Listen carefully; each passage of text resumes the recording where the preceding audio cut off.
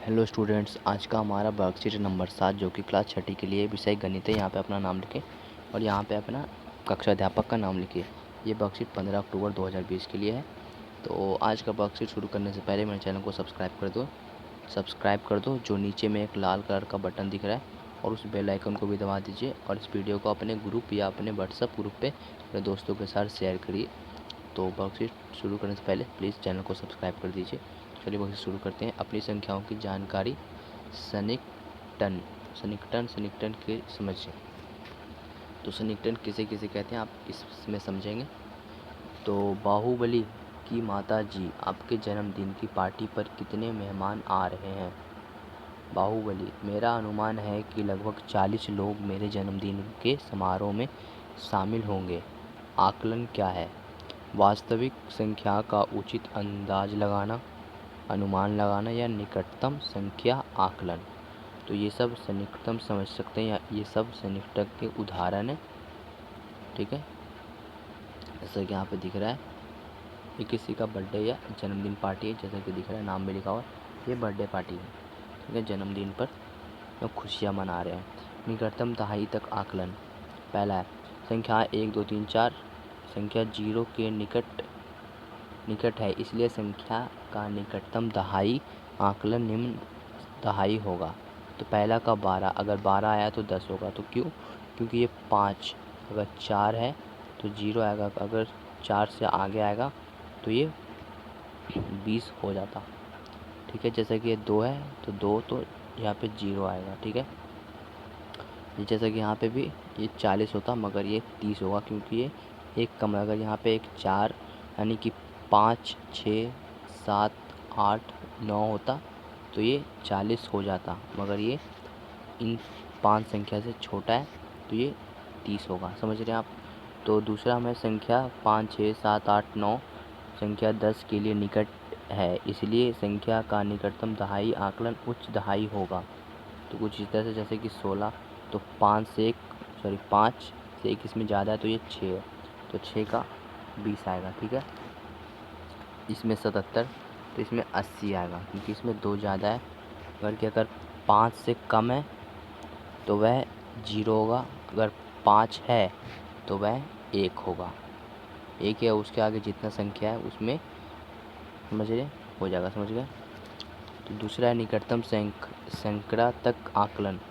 संख्या 301 से 349 संख्या 300 के निकट है, तो ये 1 है। अगर ये 5 से ऊपर होता तो ये 400 हो जाता, मगर ये 1 है तो इसलिए छोटा संख्या है। समझ रहे आप? तो 0 की जगह पे 5 आना चाहिए था सैकड़े में। 0 की जगह पे 5 आता, जैसे कि यहाँ पे 4 है तो 4 की जगह पे 0 आ गया। समझ रहे? संख्या का निकटतम आंकड़े में आपका 300 होगा। तो उदाहरण देखते हैं। 648 का निकटतम सैकड़ा में आकलन 600 है। 738 का निकटतम सैकड़ा में आकलन 700 है। तो अगर ये दूसरे नंबर पे 5 5 आ जाता तो ये 700 और ये 800 होता, अगर नहीं इसमें तो 5 से छोटी संख्या है तो इसलिए ये इन दोनों संख्या को काट कर 0 0 लगा दिया गया, फिर 7 लगा दिया गया। इसलिए इस तरह से ये सैकड़ा आकलन होता है। संख्या 350 399 संख्या 400 के निकट है। ठीक है, देखा मैंने जैसा इसमें बताया था तो उसी तरह से इसमें बताया गया है। निम्न संख्या सैकड़े के निकटतम 400 होगा। जैसा कि पहला उदाहरण दिया है कि 784 का निकटतम सैकड़े में आकलन 800 है। सही है। 950 का निकटतम सैकड़े में 1000 है। सही है, क्योंकि इसमें 5 आया है बीच में तो इसलिए ये 5 है तो 5 का 1000 आएगा। ठीक है, तो अगला है निकटतम 1000 तक आकलन। अब ये 1000 तक आ गया है। संख्या 4001 और 4499 संख्या 4000 के निकट है। अगर यहाँ पे दूसरे नंबर पे 5 आ जाता तो ये 5000 हो जाता। अगर ये दूसरे नंबर पे 0 है तो इस वजह से ये 4000 होया। ठीक है, इसी संख्या का निकटतम 1000 में आकलन 4000 होगा। उदाहरण ए, 5221 का निकटतम 1000 में 5000 होगा और 7198 का निकटतम 1000 में आकलन 7000 होगा। समझ रहे हैं? चलिए सीधे समझेंगे। दूसरे पे है 4500 से 4999 संख्या 5000 के निकट है, इसलिए संख्या का निकटतम 1500 होगा, 5000 होगा। उदाहरण 1 है, ये है कि 5555 का निकटतम 6000 है, क्योंकि इसमें दूसरे नंबर पे 5 आ गया। अगर 5 से ज़्यादा भी आएगा तो उससे 1000 ज़्यादा ही आएगा, ठीक है। जैसे कि 8699 में 6 आया तो इसमें ज़्यादा है, तो ये 800 जगह पे ये 9000 होगा। जैसा कि यहाँ पे उत्तर आपको दिख रहा है, ये 9000 लिखा हुआ है। तो अगला है, आओ करें इसका अब उत्तर देना है कुछ। निम्न संख्याओं का निकटतम दहाई तक आकलन करिए। तो दहाई तक आकलन करना है तो इसमें बताइए कि ये कितने होगा। इसमें 37 है तो ये 30 होगा या 40 होगा। तो इन्हीं में से आपको बताना है, क्योंकि यहाँ पे 5 से ज़्यादा है, दूसरे नंबर पे 5 से ज़्यादा है, तो सोचिए कि 30 आएगा या 40 आएगा। तो अगर 5 से ज़्यादा है तो उसके लिए 40 होगा, अगर 5 से कम है तो वह 30 होगा। तो सोचिए कि 5 से ज़्यादा या कम है, तो ये ज़्यादा है तो ज़्यादा के लिए 40 आएगा। तो यहाँ पे आंसर आएगा 40, ठीक है। एक हो गया। अब दूसरा करते हैं।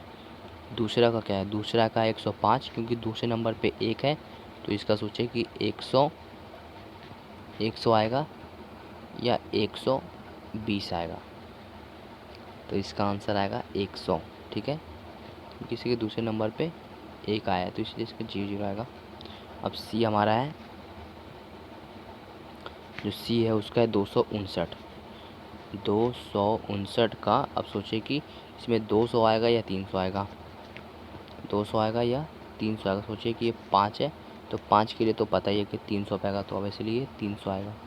तो इस तरह से आप 300 कर सकते हैं इसका उत्तर। दूसरा है, निम्न संख्याओं का निकटतम सैकड़ा तक आकलन करिए। तो यहाँ सैकड़ा, तो दहाई तक के लिए आप सैकड़ा है, तो यहाँ पे देखिए कि 17 में दूसरी संख्या में 7 आया है, तो ये क्या आएगा, समझ सकते हैं ये क्या आएगा, 200 आएगा या 100 आएगा। तो ये 200 आएगा, ठीक है। तो इसका उत्तर होगा 200।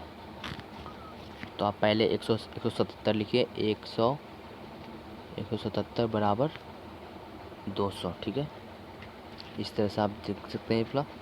अब बी है 547, तो ये दूसरे नंबर पे 4 है, मतलब कि 5 से छोटा है, तो ये 500 आएगा। अब सी है कि 1150, तो ये दूसरे नंबर पे 5 नहीं है, तो इस वजह से ये 1000 ही हो पाएगा। तो ये हमारा सी का आंसर है और ये बी का आंसर है, ठीक है।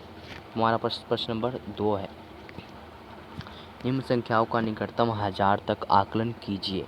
तो अब हमें 1000 तक आकलन करना है। जैसे कि यहाँ पे दूसरे नंबर पे 3 देख रहे हैं, तो 3 तो मतलब कि 5 से छोटा है, तो छोटे के लिए यहाँ पे 1 है, तो 1 के आगे 3 संख्या है, तो 3 जीरो लगा दीजिए, 1 2 3, तो ये आ जाएगा 1000। तो आप यहाँ पे 1000 लिख सकते हैं ए पे। और बी पे आएगा, बी पे देखिए कि कौन सा, मतलब कि दूसरे नंबर पे 5 है, तो 5 है तो 5 के लिए उसमें बढ़ाया जाता है, तो इसके लिए आंसर आएगा, तो 10 हो गया। ये इसका आंसर आएगा 10,000, ठीक है। इसका भी आएगा 10,000।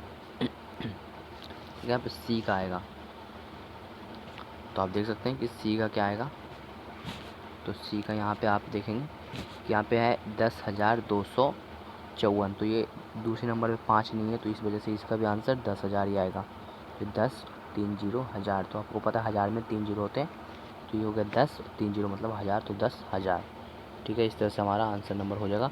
प्रश्न नंबर 4 है, आपके परिवार में विवाह समारोह में आने वाले मेहमानों की संख्या का अनुमान लगाइए। जब किसी के घर में शादी, मतलब विवाह मतलब शादी होता है, तो उस समारोह में मतलब कि उस शादी में कितने लोग आते हैं, तो उन्हीं का आपको अनुमान लगाना है। तो कितने लोग आते हैं, तो जैसा कि मेरे हिसाब से एक शादी में 250-300 आदमी आते हैं, 250-300 आदमी तक आ जाते हैं, मगर अब के ज़माने में 200 या 250 आएगा शायद, ठीक है।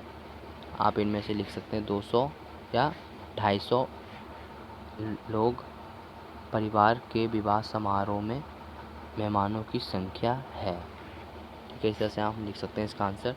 तो आज का हमारा वर्कशीट कंप्लीट होता है। अगर आपको वीडियो समझ नहीं आया तो आप वीडियो को दोबारा देख सकते हैं। मिलते हैं अगले वर्कशीट में, तब तक के लिए गुड बाय। चैनल को सब्सक्राइब कर दीजिए और बेल आइकन को दबा दें और चैनल को रेड बटन पे क्लिक करके दबा दें। मिलते हैं अगले वर्कशीट में, तब तक के लिए गुड बाय।